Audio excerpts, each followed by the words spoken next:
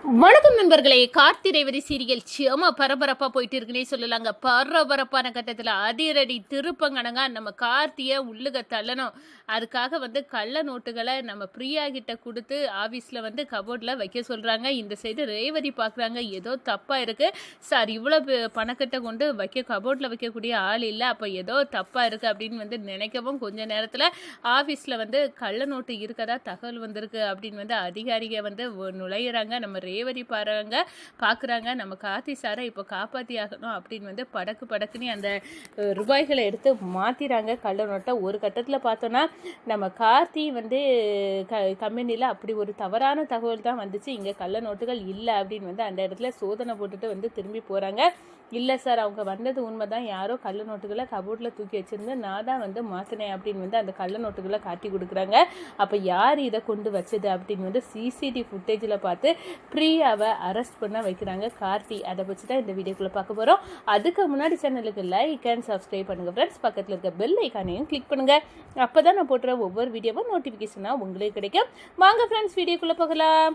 First எடுத்த உடனே பார்த்தோம்னா ஒரு செம அதிரடியான பரபரப்பு கட்டம்னு சொல்லலாங்க.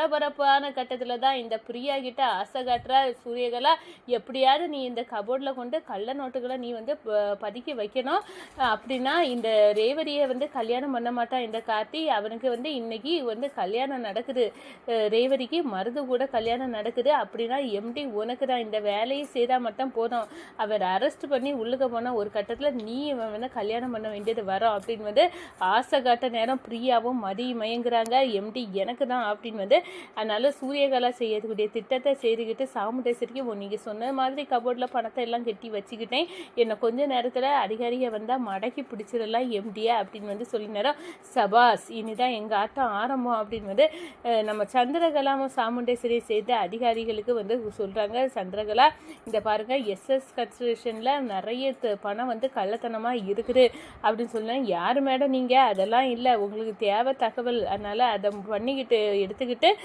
அங்கே போய் பாருங்கள், கள்ள நோட்டுகளை பதுக்கி வச்சுருந்த எம்டியை கைது பண்ணுங்க அப்படின்னு தகவலை கொடுக்குறாங்க. இந்த சைடை பார்த்தோன்னா நம்ம கார்த்திகை காரில் ரேவதி ஆஃபீஸில் போய் இறங்கின உடனே இந்த பிரியாவுக்கு வயிற்றுச்சல் வருது. என்ன இந்த கார்த்தி எம்டி நம்மளை மட்டும் காரில் அன்னைக்கு ஏற்ற மாட்டேன்னு சொல்லிட்டாரு, ரேவதியனா கூட்டிக்கிட்டு வராரு, என்னவோ இவங்களுக்குள்ள நடக்குது. சரி, நம்ம சாமுண்டேஸ்வரி மேடம் சொன்ன வேலையை செய்துட்டோம்ல, இனி நடக்க போத நம்மளே வேடிக்கை பார்க்கலாம் அப்படின்னு அந்த இடத்துல ஃப்ரீயாக நிற்கிறாங்க. அப்போ தான் நம்ம ரேவதிக்கு ஒரு மாதிரி இருக்குது, ஆஃபீஸில் எல்லாருமே நம்மளை தப்பாக பார்த்த மாதிரி இருக்குது, நான் சார் கூட வர்றதில் என்ன தப்பு இருக்குது, ஆனால் எல்லாருமே நம்மளை வாட்ச் பண்ணாங்களே, இப்போ என்ன பண்ண அப்படின்னு அந்த இடத்துல நினைக்கிறாங்க. ஒரு கட்டத்தில் நம்ம எம்டி கபோர்டில் போய் ஃபைல் எடுக்கிறதுக்கு நம்ம ரேவதி போகிறாங்க. போகிற நேரத்தில் தான் இந்த பிரியா கள்ள நோட்டுகளை பதுக்கி வச்சிருக்கிறத பார்க்குறாங்க. நம்ம எம்டி சார் கபோர்டில் இவ்வளோ பணம் கட்டு எப்படி சாதாரணமாக இது இவ்வளோத்தையும் சார் வைக்கக்கூடிய ஆள் இல்லையே, இதில் ஏதோ ஒரு விஷயம் தப்பாக இருக்க அப்படின்னு ரேவதிக்க உள் மனசில் சொல்லுது. கொஞ்ச நேரத்தில் திடுப்புனி அதிகாரிகள் வராங்க. நம்ம ரேவதி கடவுளே, இப்போ தான் நான் தப்பாக இருக்குன்னு நினச்சேன், அதுக்கடையில் அதிகாரிகள் வராங்க, என்ன விஷயமா இருக்கும் அப்படின்னு காது கொடுத்து கேட்குறாங்க. உங்கள் கம்பெனியில் திருட்டுத்தனமாக நிறைய கள்ள நோட்டுகள் இருக்கிறதாட்டு எங்களுக்கு தகவல் வந்திருந்து அதுதான் பார்க்க வந்திருக்கோம் அப்படின்னு சொன்ன நேரம் தாராளமாக செக் பண்ணிக்கிடுங்க அப்படின்னு நம்ம கார்த்தியும் சொல்லிடுறாங்க. ரேவதி, அப்போ இந்த பணத்தை யாரோ எம்டியே சிக்க வைக்கிறதுக்காக தான் கொண்டு வச்சுருக்காங்க அப்படின்னு கண்டுபிடிச்சி அந்த பணத்தை ஒரு செகண்டில் தூக்கி மாற்றிடுறாங்க.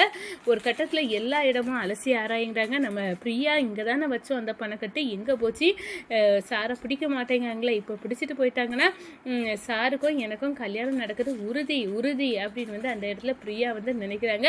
ஆனால் நம்ம ரேவதி நம்ம கார்த்தியை காப்பாற்றிட்டாங்க அப்படின்னே சொல்லலாம். ஏன்னா எல்லா இடமும் பார்த்துக்கிட்டு சாரி சார், இது தவறான தகவல், இங்கே பணம் ஒன்றும் இல்லை அப்படின்னு அந்த இடத்துல சொல்லுறாங்க. ஒரு கட்டத்தில் பார்த்தோன்னா சரி அப்படின்னு சந்தோஷமாட்டு நம்ம கார்த்தி இருக்கிறாங்க. ஆனால் நம்ம ரேவதி ஏதோ தப்பாக இருந்து நல்ல வேலை நான் என் கண்ணில் அந்த ரூபாய்கள் பட்டனால நான் சாரை காப்பாற்றிட்டேன் அப்படின்னு கார்த்தியை தனியாக கூட்டு சொல்கிறாங்க. இல்ல சார். இங்க வந்து உண்மையான தகவல வச்சு தான் வந்திருக்காங்க. இங்க கள்ள நோட்டுகள் இருந்துச்சு. நான் தான் மாத்தி வச்சேன். இன்னும் இருக்குது. இந்த கபோர்ட்ல தூக்கி யாரோ வச்சிருந்தாங்க அப்படின்னு சொன்னாரு. என்ன ரேவதி சொல்ற? அப்படின்னு வந்து கேட்குறாரு. ஆமா சார். உங்கள சுத்தி என்னெல்லாமோ தப்பா நடக்குது. அதுல ஒரு விஷயம் தான் இது அப்படின்னு வந்து அந்த இடத்துல சொல்லுனரும். இதை யார் வச்சாங்கன்னு இப்பவே கண்டுபிடிக்கணும் அப்படின்னு வந்து நம்ம கார்த்தியும் ரேவதியும் சிசிடிவி ஃபுட்டேஜ் எல்லாம் போட்டு அலசி ஆராயிறாங்க. அங்கதான் இந்த பிரியாவின் திட்டம், சதி திட்டம் வெளிச்சத்துக்கு வருது. நம்ம கார்த்திய ரேவதியும் அரண்டு போறாங்க. இந்த பிரியா இவ்வளோ பெரிய சதி திட்டத்தை பண்ணியிருக்காளா, இவ யார் கூட கைகோர்த்து இதெல்லாம் பண்ணியிருக்கா அப்படின்னு சொல்லி நினைக்க நேரம் நம்ம கார்த்திக்கு புரிய வருது. இது எல்லாமே வந்து சாமுண்டேஸ்வரி அத்தை சொல்லி தான் அந்த பிரியா செய்யா போலுக்கு. அத்தைக்கும் இவங்களுக்கும் தொடர்பு இருக்கிற மாதிரி இருக்கு அப்படின்னு வந்து அந்த இடத்துல புரிஞ்சுக்கிட்டாங்க. ஒரு கட்டத்தில் இந்த பிரியாவை சும்மா விடக்கூடாது, கள்ள நோட்டுகளை வச்சது இவ தானே, அதிகாரிகள்கிட்ட சொல்லி பிடிச்சி கொடுப்போம் அப்படின்னு வந்து அந்த இடத்துல களை இறங்குறாங்க. அதே நேரத்தில் இந்த சைடு பார்த்தோன்னா நம்ம ரேவதியை கால் பண்ணி சாமுண்டேஸ்வரி கூடாங்க. இந்த பாரு, நீ இப்போ வந்து ஆகணும், இங்கே வந்து உனக்கு வந்து ஒரு பரிகார பூஜை இருக்குது அப்படின்னு வந்து அந்த இடத்துல கூப்பிட்டாங்க. நம்ம ரேவதியை வந்து வாரேமா அப்படின்னு வந்து போகிறாங்க. ஆனால் இந்த சைடு பார்த்தோன்னா சாமுண்டேஸ்வரி வந்து கேட்குறாங்க, என்ன அந்த அதிகாரிகள் வந்து உங்கள் எம்டி கார்த்தியை வந்து பிடிச்சிட்டு போனாங்களா அப்படின்னு வந்து கேட்குற நேரம், இல்லை அவங்க வந்து பார்த்த நேரம் அந்த பணம் இல்லை, நான் அந்த கபோர்ட்டில் தான் வச்சேன், அதுக்கு பிறகு என்ன நடந்துச்சு ஒன்றுமே தெரியலை, மந்திரங்கணங்கா மறைஞ்சிட்டு அப்படின்னு வந்து அந்த இடத்துல சொல்ல நேரம், கடவுளை இந்த சதி திட்டமும் யாரோ கண்டுபிடிச்சி அதை வந்து நீக்கி வச்சுட்டாங்களே, இப்போ என்ன பண்ண அப்படின்னு வந்து மண்டை பிச்சுக்கிட்டே இருக்காங்க. சரி, மருது மாலையை போட சாக்கில் ரேவதியை சொந்தம் கொண்டாடிட்டானா, போட மாலையில் தாலியை மறைச்சி வச்சிருக்கோமே அதை தூக்கி போட்டு ரேவதியை சொந்தம் கொண்டாடிடணும்.